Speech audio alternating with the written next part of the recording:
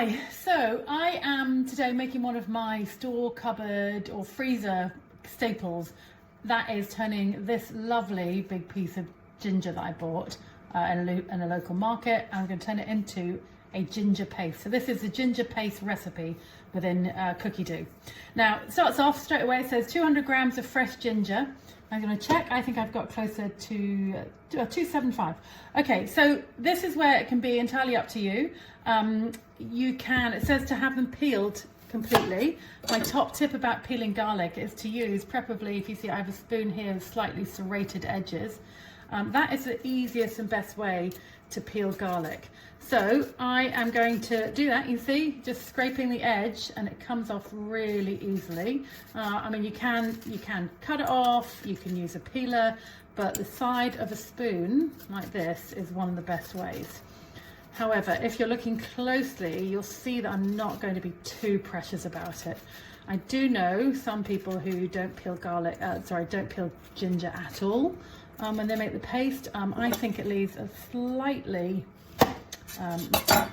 rough texture, so I just like to take the majority of the skin away. So you see, I'm not going to spend heaps of time on it, just peeling the skin where I can, taking some of the eyes, if you like, off where some of the connections have been and just dried out a little.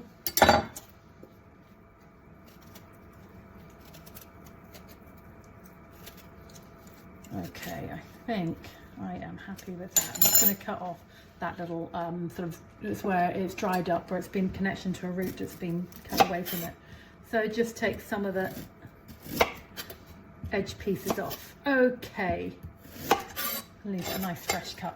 Okay, so it says to cut it into pieces about 2 centimeters. So again, don't have to be too careful about this. I'm just going to cut through the main root like so. Take that little corner off. I'm just going to pop them straight in. So you see sort of sizes I'm making them. You can leave them a bit bigger and have it chop them for a bit longer, but I've just gone slightly shorter on the size I'm putting in.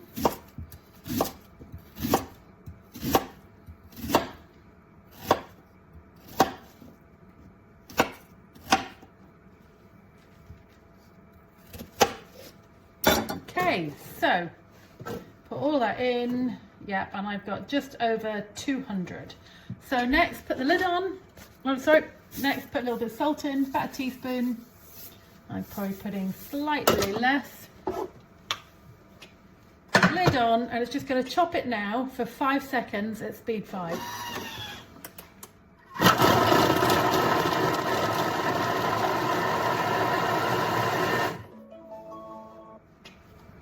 Then it's going to ask you to scrape down the side.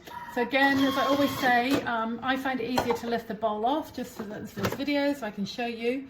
You see how that is? In a matter of seconds, it has completely chopped those largest chunks of ginger. Can you imagine how long it would have taken me to do that by hand? Oh, the smell.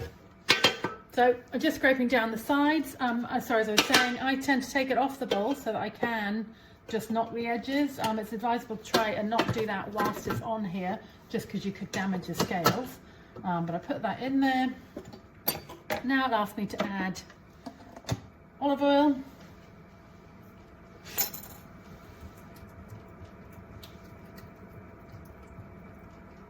For 50 grams. Doesn't matter if you're slightly under or slightly over. Put the lid back on, and now it's going to blend it a little bit more. So back another 5 seconds.